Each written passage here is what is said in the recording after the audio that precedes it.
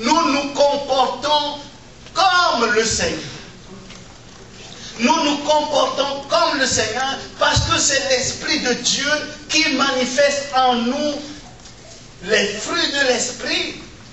Et les fruits de l'Esprit, nous les connaissons, Galates chapitre 5, verset 22. C'est l'amour, la paix, la joie, la patience, la douceur. Alors, quand nous sommes remplis du Saint-Esprit, même si quelqu'un nous tape sur les nerfs,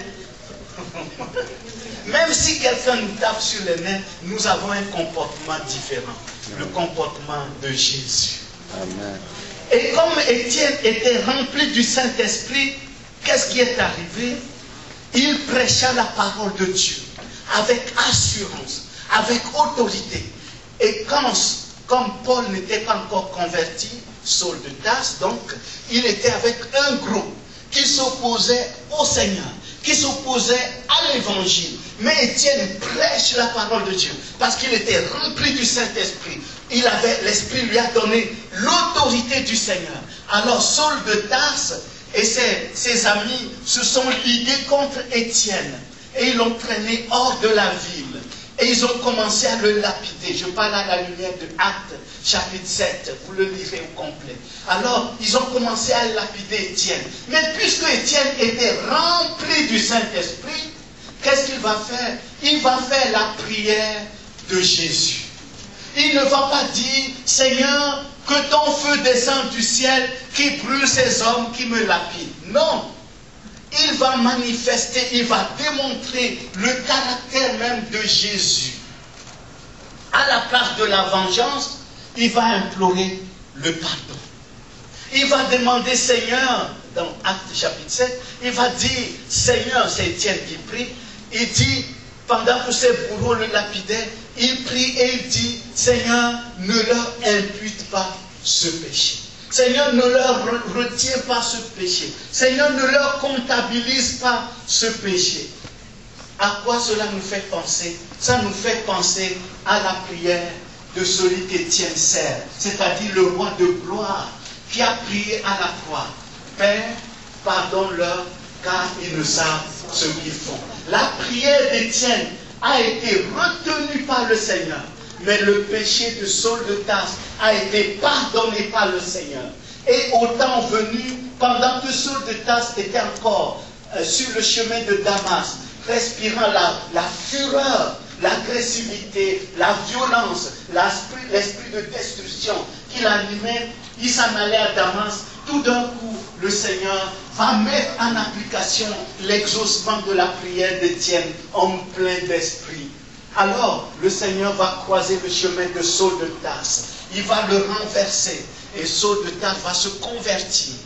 Et quand il va se convertir, le Seigneur va donner une prophétie à son sujet en disant à Ananias, cet homme est un instrument que j'ai choisi pour porter mon nom devant les rois et devant les nations. Alors, donc il va devenir ce Paul, ce grand apôtre Paul, qui va voyager partout, prêchant la parole de Dieu. Et au soir de sa vie, à la fin de la vie de Paul, Paul va écrire ceci à Timothée. 2 Timothée chapitre 4, verset 7. 2 Timothée 4, verset 7. Paul va dire ceci. Écoutez bien la parole de Paul. Au soir de sa vie, à la fin de sa vie, il va dire ceci. J'ai combattu le bon combat. J'ai achevé la course. Le Seigneur me donnera la couronne. Amen. Alléluia. Étienne Stéphanos, couronne, homme plein d'Esprit Saint, prie. Paul, le bourreau d'Étienne, se convertit. Et Paul dit à la fin de ses jours, le Seigneur me donnera la couronne. Alléluia. J'ai marché, je n'ai trouvé personne. J'ai tourné en rond, toujours personne. J'ai fouillé. Il n'y a vraiment personne comme lui. J'ai longtemps marché, personne. J'ai tourné en rond, toujours personne. J'ai fouillé, fouillé. Il n'y a vraiment personne comme lui. Et Paul ajoute, le Seigneur, le juste, me donnera la couronne. Non seulement à moi, mais à tous ceux qui ont aimé son avènement. C'est-à-dire à toi et à moi. Et à tous les chrétiens de toutes les tribus, de toutes les langues, de toutes les couleurs, de toutes les dénominations, de tous les peuples, de tous les temps et de tous les espaces. Le Seigneur nous donnera la couronne de la vie. Amen. Stéphanos, es-tu rempli du Saint-Esprit? N'oublie pas, le Seigneur, il donne ce qu'il ordonne. Amen. Quand il dit, Éphésiens 5, 18, soyez remplis du Saint-Esprit, ce n'est pas nous qui nous remplissons du Saint-Esprit. C'est le Seigneur qui nous remplit du Saint-Esprit. Dieu donne ce qu'il ordonne. Viens à lui tout simplement. Ça ne coûte rien. C'est gratuit. Et dis-lui, remplis-moi de ton Esprit Saint, Seigneur. Amen. Le roi David, lorsqu'il a péché, il s'est repenti. Et il a fait une demande spéciale à Dieu. Ne me retire pas ton esprit. La présence du Saint-Esprit, la plénitude du Saint-Esprit dans nos vies fait la différence. Nous n'aurons même pas besoin de parler.